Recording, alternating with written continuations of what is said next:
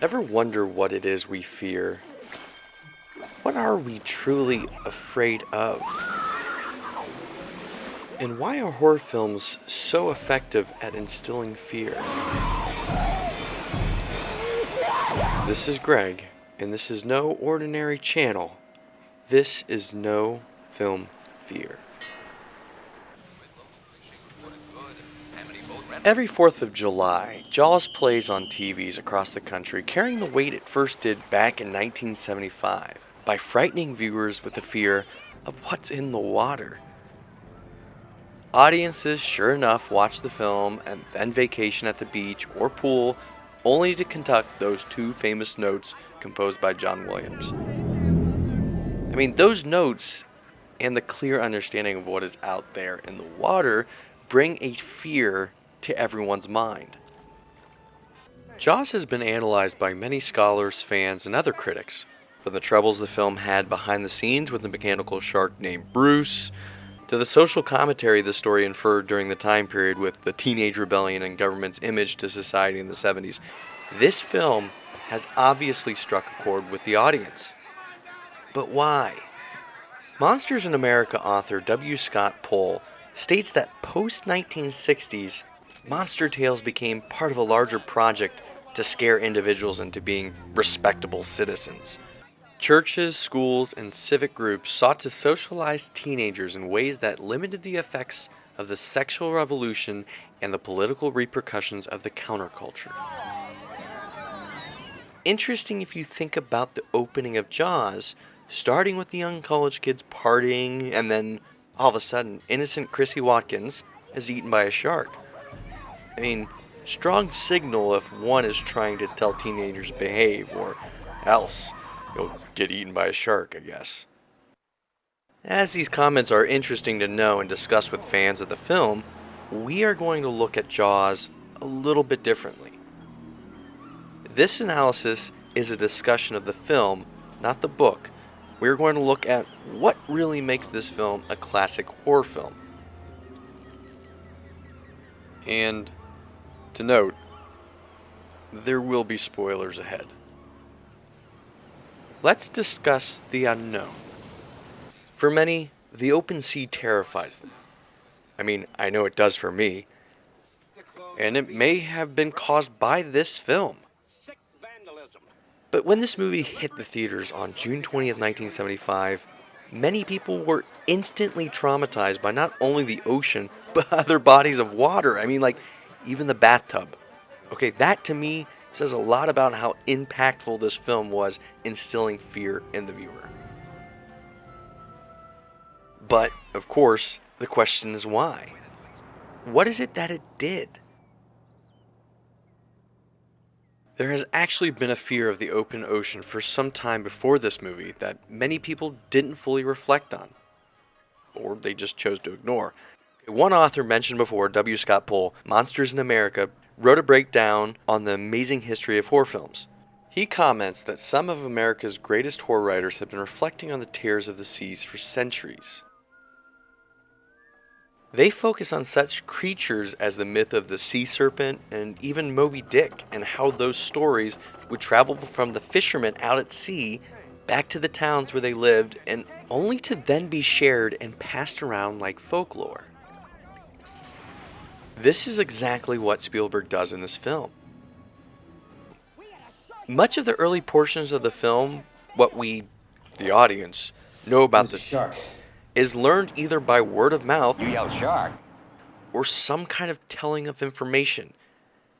Typically, this works against filmmakers and storytellers to over-explain in the threat of losing your audience by boredom or just plain too much information.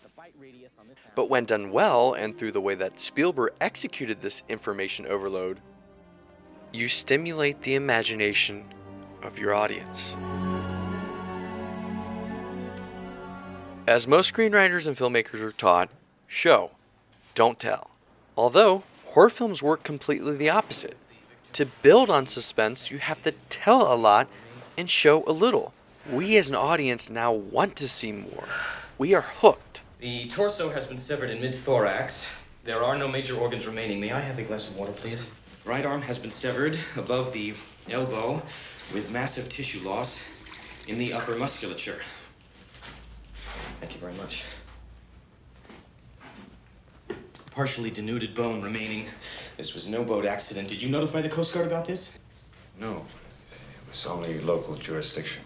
Other filmmakers have used this technique as well. I mean, one more recent, semi-recent, is for M. Night Shyamalan, used this same technique in Signs, holding off on showing the alien till the very end.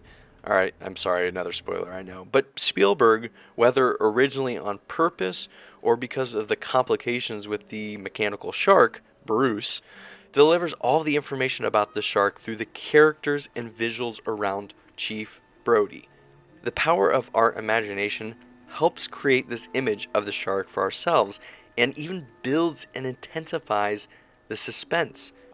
Even author John Kenneth Muir mentions that Spielberg's greatest asset here is that he has created from scratch an educated audience, one that fully appreciates the threat of the great white shark.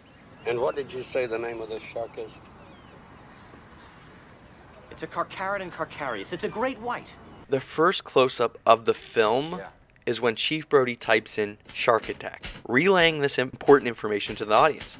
I mean, it's not spoken, it's pounded by the typewriter keys. We also get the mayor with Brody on the ferry, allowing us to see the significance of the primal fear. That if you yell shark, we've got a panic on our hands on the 4th of July. Aside from those points, we learn a lot about sharks through the books Chief Brody reads, what Hooper's character and his expert knowledge teaches us, from what the town knows about sharks, and from what Quint, the man who almost feels he has personally battled this shark in the past, which critics have an interesting analysis on the shark's vendetta that was not completed from the USS Indianapolis, but I won't go there.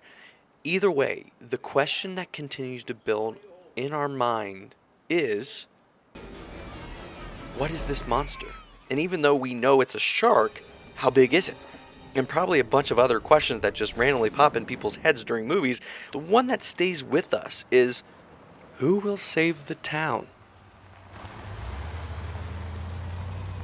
So something I want to throw out there, because some of you audience members, we've got the power of the internet so you can look it up, but it's just good to have it on our minds, is the Oxford Dictionary defines primal relating to an early stage in evolutionary development, the primeval. Think of it as survival. This primal fear is survival, which means something different at the beginning for individuals like Chief Brody and the mayor, which we will discuss. If kept simple and focused just on primal fear, surviving, fear can really build on the viewer's mind as essential.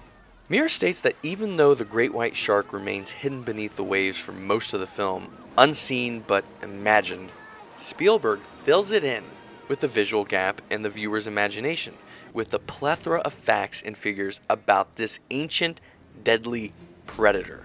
We learn from the characters like Matt Hooper, who states the great white is a perfect machine, or even Quint from his knowledge and first-hand experience of sharks. And that is probably still one of the best monologues ever, is the USS Indianapolis speech. Sometimes that shark, he looks right into you, right into your eyes. You know the thing about a shark, he's got lifeless eyes, black eyes, like a doll's eyes. When he comes at you, he doesn't seem to be living until he bites you, and those black eyes roll over white. Author Blake Snyder in Save the Cat classifies Jaws as a monster in the house, saying it's not about being dumb, it's about being primal. And everyone understands that simple primal commandment, don't get eaten. The whole first act builds on knowing about the shark, but not seeing the shark, which is what happens so often with these early sea creatures. The word of mouth and stories built them up to be larger than life, that this information served a purpose on building the fear in the minds of those who knew about the monster, that this movie delivers in knowing that if you play the Hitchcockian method and use the suspense to build this viewer, this shark then does have to be larger than life. But other than the primal fear of survival, what do these characters, like Chief Martin Brody, really fear? Quite often we are shown shots of the protagonist, Chief Martin Brody, looking out at the open sea. He's doing this at his introduction. He's doing this as he's trying to protect the swimmers at the beach. And also when he knows it is time he has to go chase the shark. But through these shots, we are connected to Chief Brody. But why? What does each of these shots do? Suspense builds on seeing the unknown, the shark, through Chief Brody's eyes. But what does it mean to him? Each short clip of the Chief looking out at sea, there is curiosity in us as the viewer thinking, what happened? Although we don't learn until Hooper actually comes over to the dinner and Brody's wife says, Martin hates the ocean. His response is short, it's Drowning. as if he doesn't want to talk about it. But that's a little bit. That's the only thing we get. An interesting fear for a man who will eventually have to go out on a boat to save the town. But obviously works really well because as the film progresses and we are delivered more information, the repeating shots of Brody looking out of the water, we have new insight of what it means to him. Also, an interesting choice for the storyline in his profession. I mean, think about it. Like the old westerns, the chief is, as Muir states, is the old legend of the cowboy who rides into town and seeks justice. Being a chief of police, Brody, from the beginning, feels it is his responsibility to protect the town of Amity, which can be looked at man versus nature, man versus beast, and very primal condition, and that goes back centuries and continues on the focus of primal fear. But prior to being in Amity, Chief Brody worked in New York, where he talks about the violence in the city. There's so many problems, you never feel like you're accomplishing anything. Violence, rip-offs, muggings. Kids can't leave the house. You gotta walk them to school. But in Amity, one man can make a difference. And even though we get this line, Chief Brody is stuck, and we feel stuck. But violence on land, by people, is much different than violence out at sea, by a monster. Even though we learn very little about why Chief Brody has this fear, we know this fear plays into his psyche of protecting the town. The unknown behind his fear and even the glimpses of the shark we see when Alex is attacked, when the guy in the pond is eaten, they are not clear images for us to fully comprehend the size of this monster or the fear. It is the job of the viewer, our fear, to fill the gaps. This is the Hitchcockian style of suspense.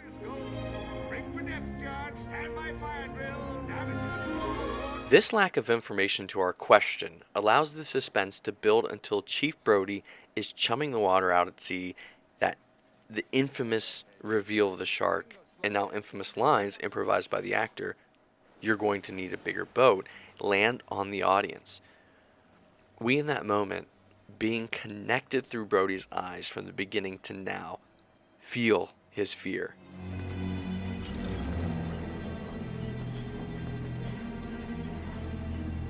You're gonna need a bigger boat.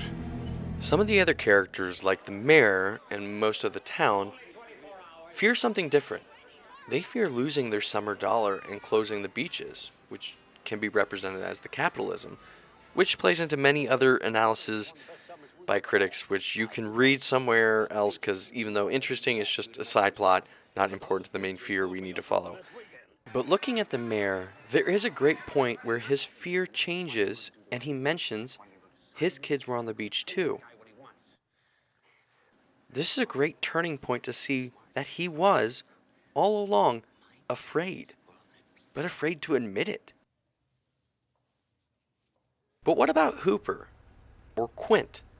What are their fears? You ever have one do this before? No. Hooper explains his fascination to Brody and his wife when she so greatly asks, "I heard you were into sharks." He gives his response explaining as a kid being attacked and being afraid, but being fascinated at how these creatures function. His point of view works well for the story because he brings to the audience the ability as humans to understand nature.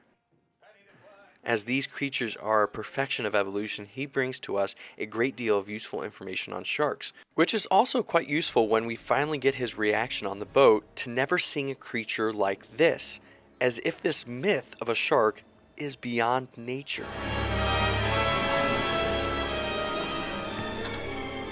That's a 20-footer. 25. 3 tons on him. Quint, on the other hand, is our typical male ego of the story. Isolated, hard-nosed, tough. We don't know much about him and his fears until the infamous USS Indianapolis speech. This speech opens us up to Quint to understand that there is a reason he hunts sharks, and that he will never go into the water again. I mean, that's what makes for a great moment when the boat is slowly going down and he looks over at the life vest. In the more one studies horror films, one should look at the characters and their fears and notice how they should connect to the theme of the movie. If Jaws' theme revolves around staying safe, Be careful, will you? In this town? and Chief Brody saying But in Amity, one man can make a difference. his character arc needs to be overcoming his fear of the water to allow himself to protect the town. That's why seeing him battle the fear throughout the film until the final showdown with the shark and his ability to be that one man makes for a satisfying ending. We as an audience have been there with him from start to finish, as if we have also been able to overcome our fears. Although, I still don't go into the water. Hi everyone, Greg here with our first film analysis of Jaws. I hope you enjoyed the video and also learned something from it. Being our first, we hope to improve upon the format and also the knowledge we deliver. So please comment below, let us know what you liked and what you'd like to see more of, and subscribe and stay tuned to our next video on No Film Fear.